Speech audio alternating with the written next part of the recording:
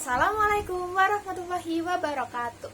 Alhamdulillahirabbil alamin. Segala puji bagi Allah Subhanahu wa taala yang masih memberikan kita kesempatan untuk hidup, belajar, dan berubah menjadi lebih baik.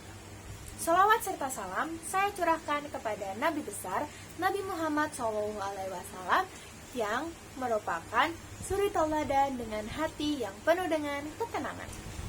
Hari ini saya, Nadira Candio, 11 angka 2 dengan nomor absen 22 akan membahas tentang hal yang sedikit relate dengan kehidupan kita, yaitu gimana caranya menjaga hati di tengah kehidupan yang penuh distraksi dan overthinking. Soalnya kalau dipikir hidup kita tuh rame banget, tugas yang numpuk, mobil HP, tekanan dari sekolah, ekspektasi orang lain, dan sosial media yang kadang bikin kita lupa sama diri sendiri. Biasanya tuh ya, hati kita tuh capek duluan sebelum tubuh kita capek. Ya gimana ya, pagi-pagi aja kita udah langsung scroll HP. Rasanya otak kita tuh langsung diajak lari 100 km. Siapa update apa, pagi-pagi ada berita apa, tugas apa yang belum dikerjain. Belum lagi kalau kita bandingin diri sendiri sama orang lain di sosial media. Akibatnya apa? Kita jadi merasa kurang cantik, kurang baik, kurang pintar, dan kurang berhasil. Padahal Nabi Muhammad SAW bersabda, jika hati kita baik, maka tubuh kita juga akan baik. Dan sebaliknya, jika hati kita buruk, maka tubuh kita juga akan jadi buruk. Dan lucunya tuh ya, hati kita memburuk bukan karena hal yang besar, tapi karena hal-hal kecil yang kita biarin numpuk di dalam hati. Terus gimana caranya kita menjaga hati? Yuk sini aku kasih tahu caranya. Yang pertama yaitu mengurangi distraksi kecil. HP itu sebenarnya bukan musuh tahu buat kita. Kalau misal kita pakai HP itu dengan benar. Tapi kalau kita pakai HP buat scrolling berjam-jam sampai lupa waktu, coba kalian atur waktu bermain HP.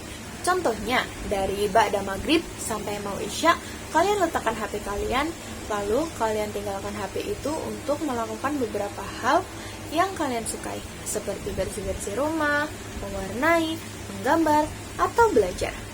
Hal itu bisa kasih hati ruang untuk bernafas. Lalu yang kedua, memperbanyak zikir dan sholawat.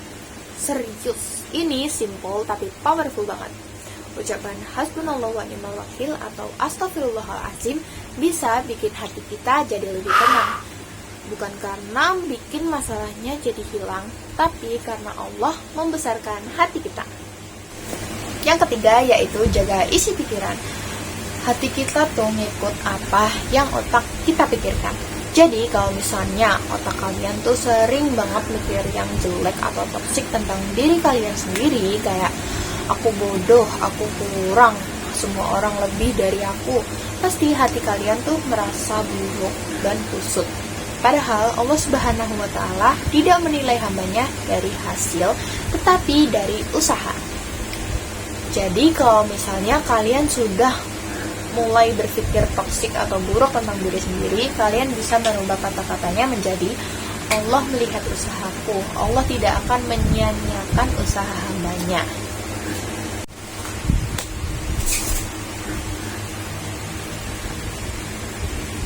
Sebagai pelajar, hidup kita tuh random banget. Kadang capek, kadang insecure, kadang merasa kalau orang-orang tuh udah maju sedangkan kita stuck di sini-sini aja. Padahal kalau mau menjaga hati itu tidak harus sempurna.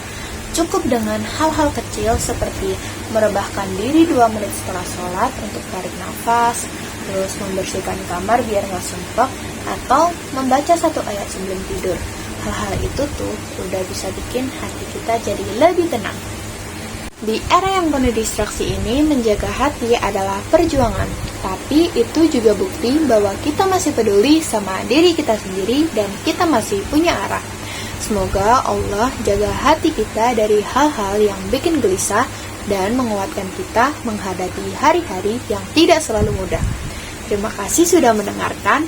Wassalamualaikum warahmatullahi wabarakatuh.